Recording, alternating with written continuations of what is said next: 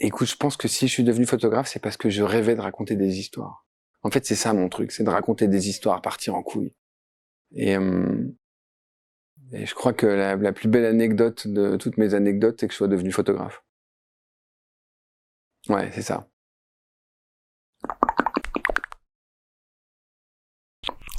Je peux pas raconter une anecdote sans parler de ma grand-mère, c'est obligatoire. Non pas que j'ai rien fait d'autre dans ma vie, mais j'ai eu des milliers d'anecdotes avec elle. Je rêvais de faire une photo avec ma grand-mère avec une poupée gonflable. Et donc je vais la voir, je suis chez elle, ça fait des semaines qu'on fait des photos, ça marche très bien. Ça la fait marrer, et un jour je lui dis, écoute mamie, j'aimerais bien qu'on fasse une photo avec une poupée gonflable. Elle me regarde, elle me dit, une poupée gonflable, non. C'est dégueulasse, c'est pour les pervers. Je dis, mamie, c'est une blague, on va pas te faire en train de faire un truc avec une poupée gonflable, justement. J'aimerais bien qu'on parle d'autre chose, et donc pendant des mois, elle me dit non. Et au bout d'un moment, comme moi je suis un peu têtu, et elle aussi, elle me dit, on fait des photos. Je lui dis, mamie, je t'ai proposé une photo avec une poupée gonflable, tu veux pas. Alors, là, pour le moment, je ne vois pas trop ce qu'on va faire. Et puis, au bout de quelques jours, elle cède. Voilà, elle me dit, bon, très bien, fais ta poupée. J'achète la poupée gonflable, je vais dans un sex shop, je ramène un truc, le truc est carré, il est plié une espèce d'emballage, on le met, on est dans la cuisine, assis face à face. Elle me dit, c'est cher? Je lui dis, non, mamie, c'est pas très cher, c'est 20 euros. Ah, c'est pas très cher, 20 euros. Je lui dis, non, pas trop. Il y a des plus chers? Je lui dis, oui, oui, je crois, enfin, je suis pas spécialiste, tu sais, moi, les poupées gonflables, je crois qu'il y a une poupée à 80 euros. Ah, dit-elle, 80 euros, c'est plus cher. Et quelle est la différence entre la plus chère et la moins chère? Moi, je lui dis, écoute, mamie, j'en sais rien, tu sais, je sais pas. Là, il y a un grand silence. Elle me regarde et elle me dit, tu crois qu'avec la plus chère, on peut l'enculer? On voulait faire un truc pour le 1er avril. Voilà, on est le 1er avril, je prépare mon équipe, et je préviens ma grand-mère et je lui dis, écoute, voilà, mamie, demain, on va faire une photo. On va faire poulet d'avril. Elle me dit, très bien, mon chéri. Poulet d'avril, c'est une très bonne idée. Alors, on achète 2 poulets, un poulet pour son dîner, et puis un poulet pour la photo du lendemain matin.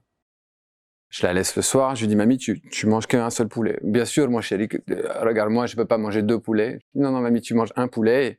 Oui, oui, oui. À ce moment-là, elle commençait déjà un peu à perdre la mémoire. Et le lendemain matin, j'arrive avec mon équipe, mon assistant, je lui dis, écoute, s'il te plaît, Alexis, est-ce que tu peux aller chercher mamie? Il monte, il redescend, le mec arrive, il est blanc. Je lui dis, qu'est-ce qu'il y a? Il me dit, il y a plus de poulet. Je lui dis, comment ça, il y a plus de poulet? Il me dit, ben non, en fait, ta grand-mère, elle a mangé 2 demi-poulets. Je vais voir ma grand-mère, je lui dis, mamie, c'est pas possible, tu peux pas avoir mangé 2 demi-poulets. Elle me dit, ah bon, il fallait pas? Et donc, on était un dimanche matin. Ma photo, c'était poulet d'avril. Et évidemment, toutes les boucheries étaient fermées. Et finalement, on a trouvé dans son frigidaire une vieille côte d'agneau. Et poulet d'avril est devenu côte d'agneau d'avril. Merci, mamie. Je fais mon premier shoot de mode avec ma grand-mère. Jusque-là, on avait fait quelques séries. Elle n'était pas vraiment habillée. C'est-à-dire que c'était souvent ses vêtements à elle. On mettait un petit coup de peigne. Il commençait à y avoir un peu... Mais là, je fais un shoot pour le WAD, We Are Different. Et, et c'est de la mise en scène. On est dans l'esprit de ce qu'on a toujours fait, c'est-à-dire des trucs un peu décalés. Et il y a une photo où elle doit téléphoner avec son God Michel. Et donc, je lui explique pas trop exactement ce qui va se passer. Et, et donc, elle est en train de s'habiller, maquillage. Et là, j'ai la styliste qui arrive et qui me dit, on a un problème, ta grand-mère, c'est compliqué. Alors, tout le monde adorait ma grand-mère, mais en même temps, tout le monde avait un peu conscience que c'était pas très facile. Et je lui dis, bon, qu'est-ce qui se passe? Il dit, elle veut pas mettre les gants avec le foulard parce qu'elle trouve que ça va pas.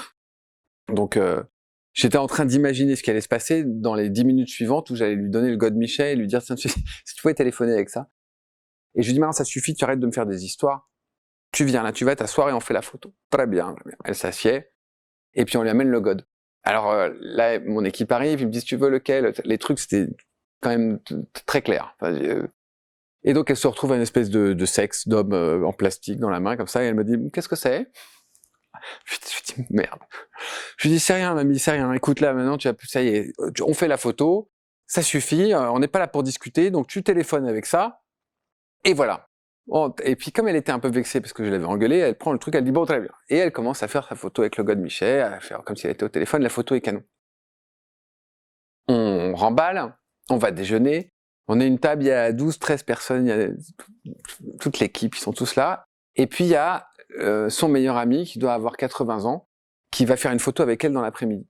Le mec est assis à côté d'elle, et puis à un moment donné, il y a un grand silence dans la table, je sais pas pourquoi, et il y a ma grand-mère qui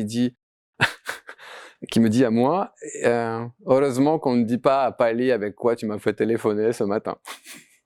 Et là, tout le monde a éclaté de rire parce que, évidemment, la seule qui était pas dupe, c'était ma grand-mère. Et la photo, elle est aussi, je pensais, c'est magnifique.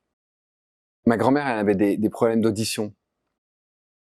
Une grand-mère. Donc un petit appareil, etc.